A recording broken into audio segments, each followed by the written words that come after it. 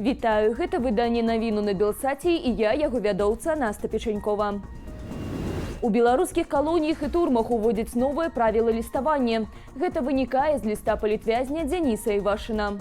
Гэтак цяпер вязням забаронена дасылаць у капертах аркушы з надрукаваным тэкстам, асадкі і стрыжні для пісання, а таксама налепкі. Пры гэтым па-ранейшаму дазваляюць укладаць фотаздымкі, чыстую паперу, чыстыя каперты, паштоўкі і маркі. Паводле вясны такія правілы існуюць не толькі ў жодзінскай турме нумар 8, дзе знаходзіцца Івашын, але і ў папраўчых калоніях нумар 2 і 3 у Бабруйску і Відзьбе. 23-гадовага расейца Антона Лысава, прызнанага ў Беларусі палітвязнем, экстрадавалі ў Расію. Маладзён пагадзіўся удзельнічаць у вайне супраць Украіны. Летась Лысава прыгаварылі да 10 гадоў калоніі ўзмоцненага рэжыму за падпал аўтамабіля сілавіка. У Літве хочуць стварыць камісію, якая будзе кантраляваць выступы расійскіх і беларускіх артыстаў. Такую прапанову зрабіў камітэт культуры Сейм Украіны.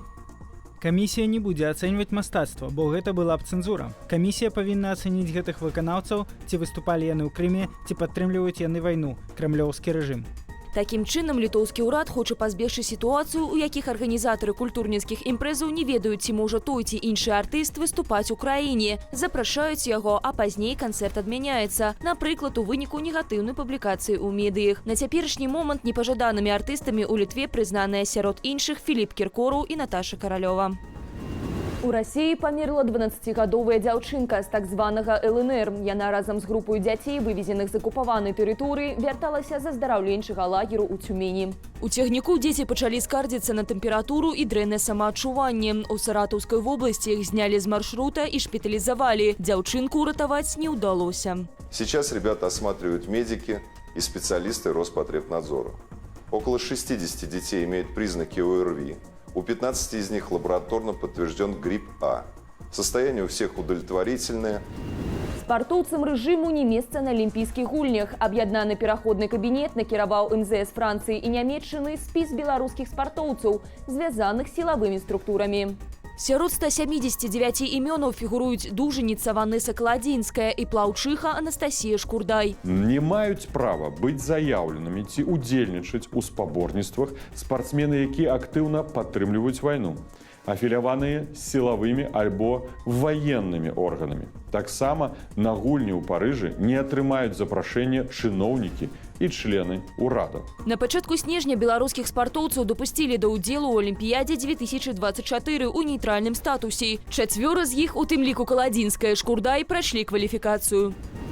Медыапраект Reform.by можа спыніць сваю дзейнасць праз недахоп фінансавання. Пра гэта заявіў галоўны рэдактар парталу Фёдор Паўлючэнка. На нашым рахунку грошай на 1,5-2 месяцы працы. Ні ў каго з нашай рэдакцыі няма падушкі бяспекі. Без мінімальнай зарплаты мы працаваць фізічна не зможам. Я ўжо не кажу пра звычайныя накладныя выдаткі. Хостынг, аплата дамену, набыццё падпісак на сервісы, тэхніка і шмат што яшчэ. Чаму так выйшла? 19 снежня 2023 года мы атрымалі адказ ад ключавога еўрапейскага інстытуцыйнага донара, падтрыманне якога дазволіла б працягнуць працу.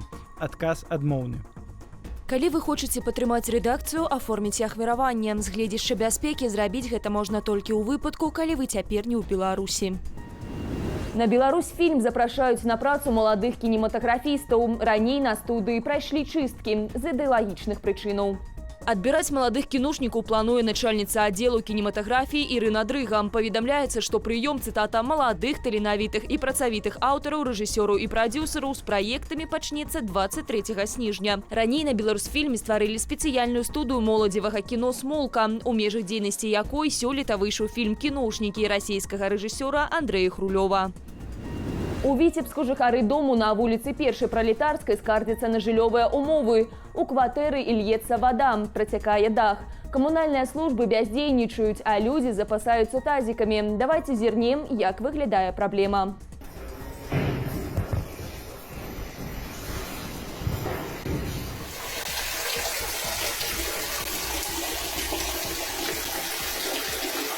Сколько воды.